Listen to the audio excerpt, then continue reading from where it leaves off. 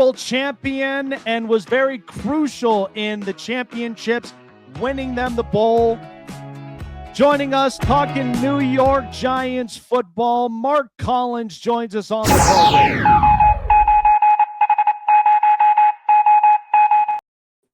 All right, Mark, I'm getting some positivity smelling in the air in New York for many reasons because, listen, New York needed some sort of push. They needed some sort of change up in culture. So now in comes John Harbaugh, right? Right. But hold on, Jake. I'm going to tell you something. First of all, thanks for having me. Number two, the league really ain't the league unless the New York Giants are winning. A team in New York's winning. Not the Jets, but the Giants. I think the league is much more exciting when the Giants are in it. But, mean to cut you off, but yeah, we're excited about having Harbaugh there. I mean, I'm glad that he chose the Giants. And in my opinion, I tend to think it was the best job available. I mean, everybody wants to work in New York. Everybody wants to win in New York. And that Giants roster is not really indicative of that 4-13 record. That roster is pretty good. Just a few pieces were missing. And of course, a new head coach. So we got that. Yeah, and it's interesting, Mark, because I watched these Giants from multiple spurts. I mean, watching film as a kid and watching the old schools of when you played in your playing career in New York with Bill Parcells, and then even up to when they win the Super Bowls with Tom Coughlin in those areas. So, to me, they needed this because after Tom Coughlin left, it felt like there were so many different spurts of, Pat Shurmurs, the Ben McAdoo's, and the Joe Judges. And I'm like, can't we just get a consistent, competent guy? And even up and into the front offices where you got the Mara family. And I mean, to the point where they had to send out a public apology to every Giants fan. You know what I mean? So now in comes John Harbaugh. And listen, Harbaugh brothers are so competent. They live and breathe football. But it feels a lot like a breath of fresh air in the building. And for many Giants fans, they're excited about this because Jaxson Dart clearly looks like a hit.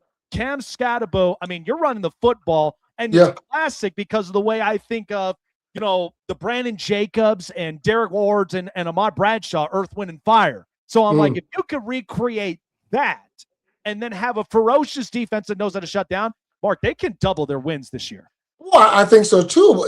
But you go back, over the last maybe 10 years or so, the Giants, they kept missing on coaches. These upstart guys are like, man, what the hell are you doing? It's like giving car keys to a 16-year-old kid to a flipping Lamborghini. You don't do that, And all the misses. I think the front office got it right this time. I think the draft picks, they'll pan out, especially this last year's class with Abdul Carter as well. Jaxson Dart they look good. They really do. The foundation is set. And this is something that the Giants never had before over the last 10 years is stability really at the coaching level. Yes. I think John Harbaugh comes in and brings that credibility, brings that stability to move forward, at least to build for a consistent run of wins and hopefully get a championship or two out of it. Yeah. And, it's interesting because I'm curious to see what that war room is going to look like when we get to the tail end of April, because there are discussions, like a lot of the speculation is on Joe Schoen. I mean, people already know they trust Harbaugh enough. He's going to bring in his guys. He's going to find the right guys that fit the culture that he wants. I mean, he brought in Isaiah Likely, the tight end. He brought in a bunch of other defensive and offensive players. So they trust him. But when you look at Joe Schoen, I mean, the viral clip on the net, the Hard Knocks was not something that was a good look itself. So you had to make it up. So well, on our show, the Giant Squad show on Locked On, we spoke about Joe Schoen and how he kept his job. I tend to think he's not running the show. It's Harbaugh and the new accounting person, Donna Ponte. They're doing the stuff. She's a cap manager for the Giants. Joe had to take a step back, and he's not calling the shots. We tend to believe, and I as well, think it's Coach Harbs. He's calling the shots because he's built that before. He's done it before. He knows how to do it. Well, Joe, he made a few good picks, especially last year, but that Saquon Barkley deal that blew up in his face, that didn't bode too well. And the Daniel Jones re-signing, that blew up in his face as well. So he had to take a step back, find Dable, keeping Joe Shane. He had to relinquish some of that power. Now, Coach Harbaugh has, I think, not complete autonomy of the team, but damn near close. So, and that's a good thing. And that's sometimes you need that kind of deal to get you right. And I think Joe Shane is going, you know what? Okay, I'll relinquish some of that power, and I think it came from upstairs as well, to let John Harbaugh do what he does well to make this thing work. So Coach Harbaugh will have a lot to say about who they draft.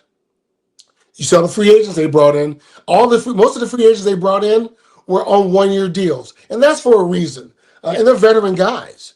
These are guys who are 3, 4, 5, 8 years in the league, one-year deals. They have to do that because of cap space. There were no voidable contracts with the last accounting person, GM, to do some stuff like that. So it kind of backfired on the Giants. But overall, I like the foundation that Coach Harbaugh is doing with Don Aponte. I like it, and we'll see where they go in the draft.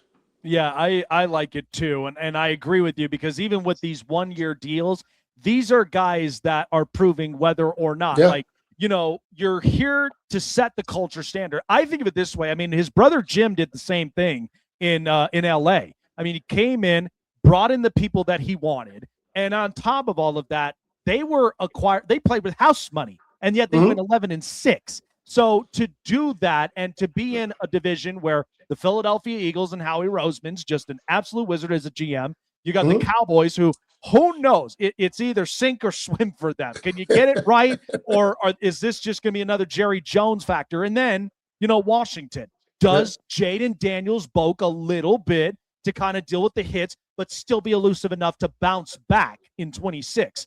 So I was thinking about this. I don't know how you feel, but defensively, I felt as though when they made the signings, like you had a Bobby Akirike, you had a Kayvon Thibodeau, and then you had Brian Burns. Mark, I think of it this way. I looked at the offensive line, and yes, it was competent as a pass defense offensive line. But as far as runs, when you need to open up gaps, when you need to follow through with where you're running the ball, the direction, I feel like that you could double down it more because you're building that foundation. I felt if you could trade one of those pieces and get some capital back, right, to go and fix one area, and then you can make it up because you wouldn't be paying anybody anything. I mean, even with Abdul Carter. So how you look at this team, I think it's built for run the football efficiently, shut down defense to stop the run. And I think, especially in a corners and secondary class, you could utilize somebody that can match the speed of a top receiver and shut it down, whether pass defense or somebody that could just be a pick machine. I would go to defense first. I think what they had last year was very formidable, but for some reason, it didn't work. And I think it didn't work because of play calling. The schemes that the Giants were calling, they will work at first, and they will make great adjustments. You watched the Denver game last year, how they couldn't stop Denver at the last part of the game, and they lost the game. Same thing happened in New Orleans. And that's the same with the offense. But on defense, you got Abdul Carter, hell of a player. Okereke is gone. You got Burns is there. Lawrence is there. You got some great players there. What do you do at that 5 spot? How do you want to build this thing? They brought a lot of free agents, corners, Newsome at the corner. So how do you build it? Do you want to shut down corner? Would that be a need at 5? Absolutely. If Styles is there at 5, would you take him? I can see them taking that too, because the Giants need to stop the run. Okay?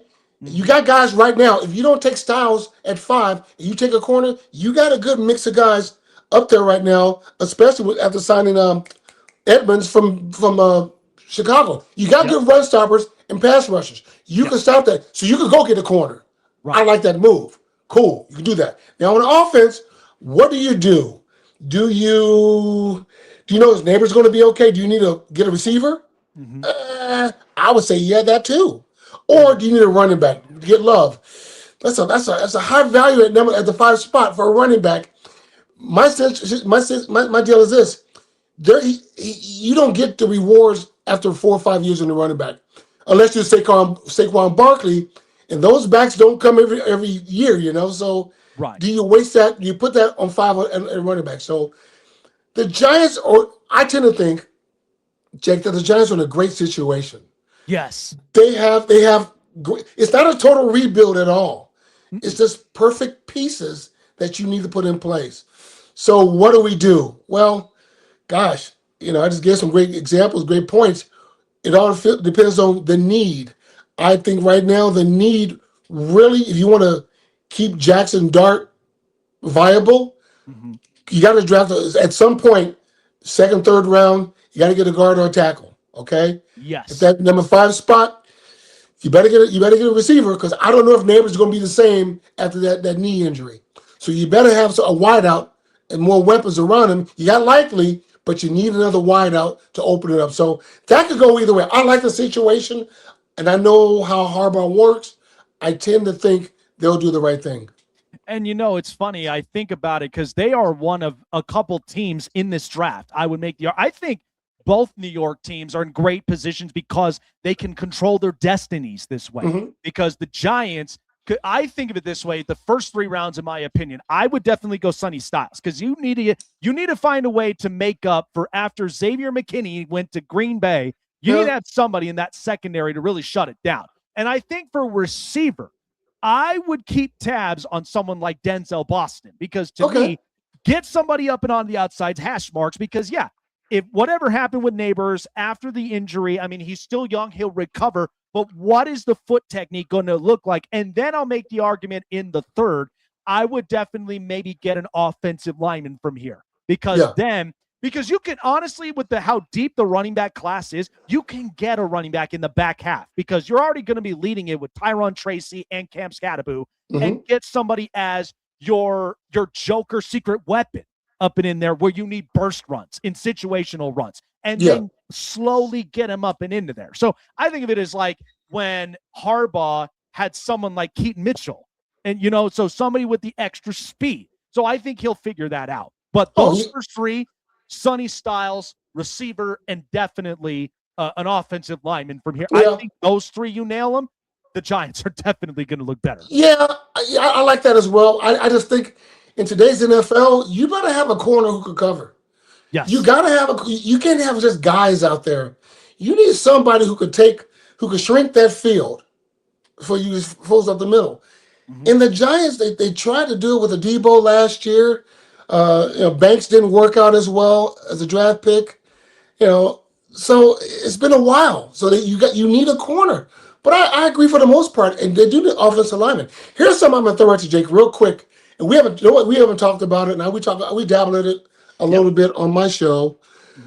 I think Thibodeau will be a draft day trade, and I'll tell you why. Yes, he's not a bad player, far from it.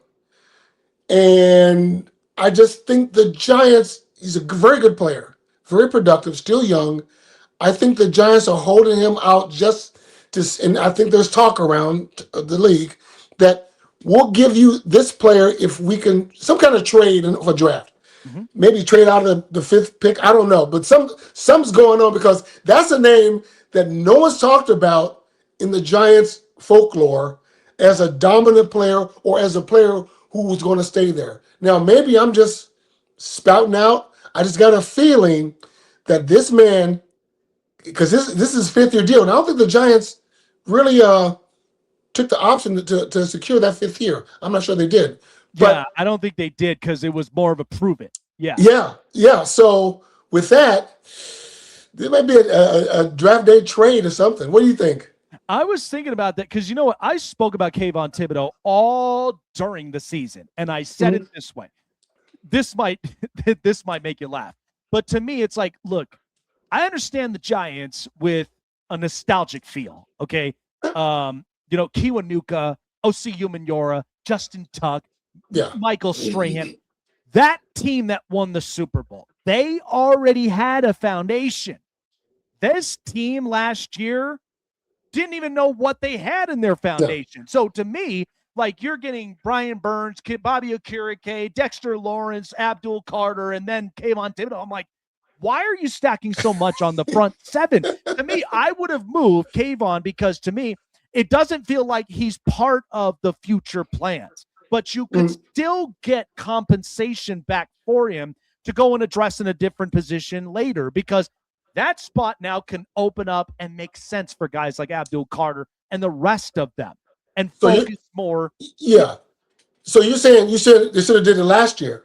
Yeah, I really think they should have done it last year in the middle of the trade deadline because, one, he's young. You can get me. I'm all about a strike when the iron is hot type of guy. Sure. And then the Giants, they can come back, regroup by the time that we get into the draft like we are now, and then figure out how many positions can we fill off this compensation to make up for this. Yeah. I just think at this point, if it was done last year, before the season started, it looked real great on paper.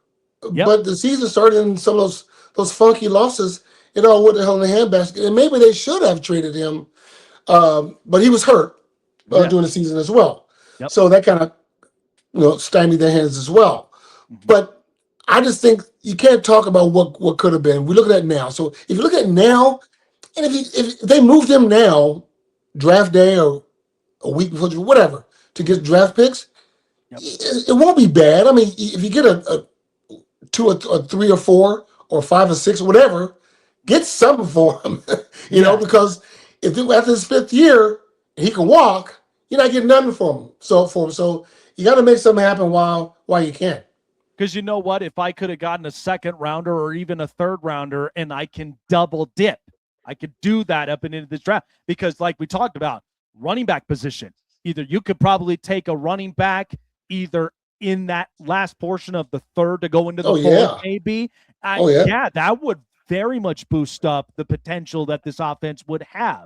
So I think that could have been the solution up for it, and still could be. But we'll wait to see up and on draft night.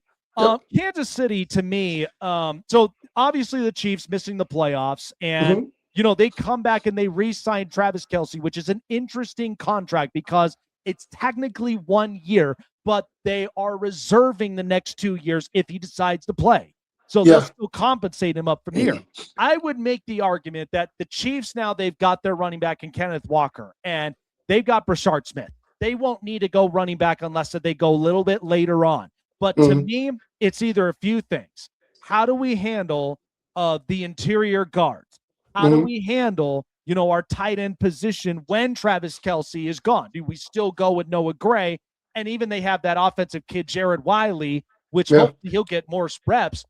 Or do we go a big splash in a corners draft and go and get a corner after you just traded Trent McDuffie to the Rams? I think the Chiefs they're going to try to. And I've been thinking about this too. You lost both your corners. Yes. And Noah Spags and Dave Merritt, my smoking cigar buddy, you need corners in Spags' defense. Yeah. You do. So I'll start with defense first. Do you take, a Mansour, you take him at 9 or 29? It all depends. There's a high value. I tend to think they won't do that.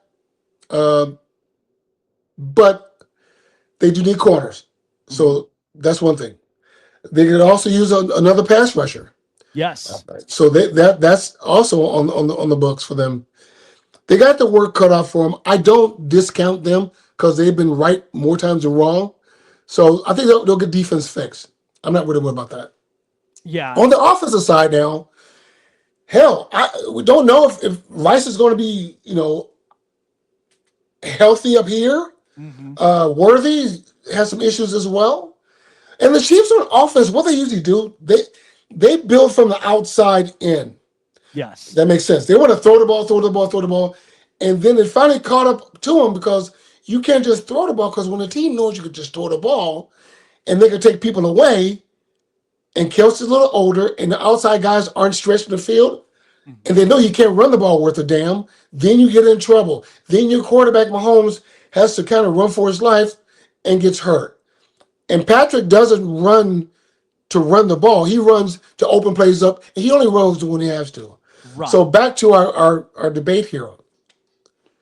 I think the Chiefs will go with a wide receiver because they need somebody. They got the run. I think they got the running game fixed.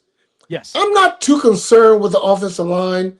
I think the last 3 years they went offensive line first round, first pick. Last 2 or 3 years, I could be wrong.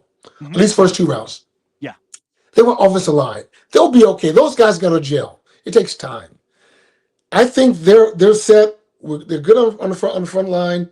They got their running back they want. They got to start thinking about, okay, you got Kelsey back. We need somebody on the outside who can stretch the field so they can't double Travis. I think you got 2 or 3 good guys who could get open and could run. I mean, run. That will open up Kelsey even more to be productive.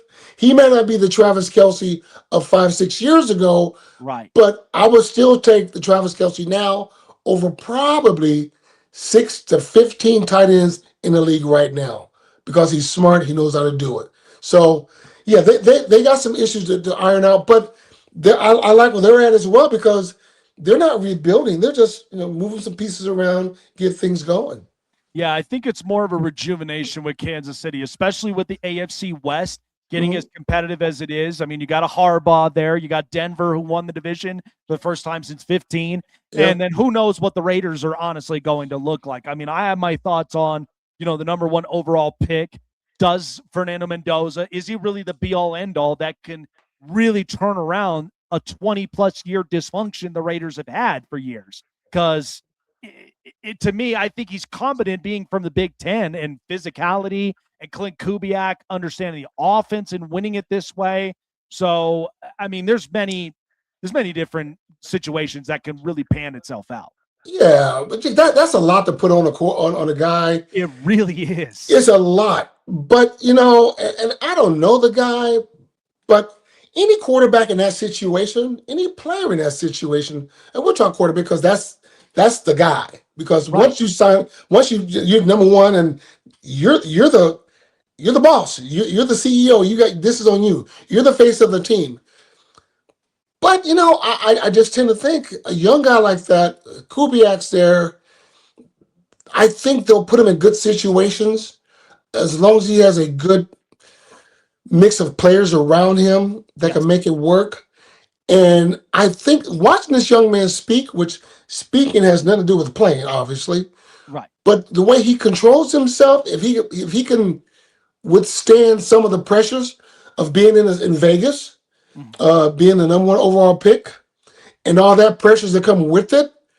Okay, that's a lot, man, and a lot of people can't handle it. They can't. Yes. Yeah. But hopefully he can, and if the Raiders pull that trigger, and make it happen, I think they'll put some pieces around him. He's going to take his lumps, no doubt about it, because the AFC West is pretty loaded. So. Absolutely. There's plenty to go around up and in this division. Well, Mark, appreciate you for coming on by, man. And listen, happy opening day to everybody. The Yankees and the Giants. Rich history, by the way, because you had 3 teams in New York. You had the Giants, the Yankees, and then the Blue Bums of Brooklyn with the Brooklyn Dodgers. So what a way to kick it off. The first time on Netflix, man. I'm going to be enjoying this game, but appreciate you. Thank you for coming on by, and we'll definitely see what the Giants got in store from the draft in the up-and-coming season. Take care, my friend. See you, buddy. Be good. Absolutely. Oh, man, yeah. And this is the excitement that New York has been needing for quite a long time. It's a breath of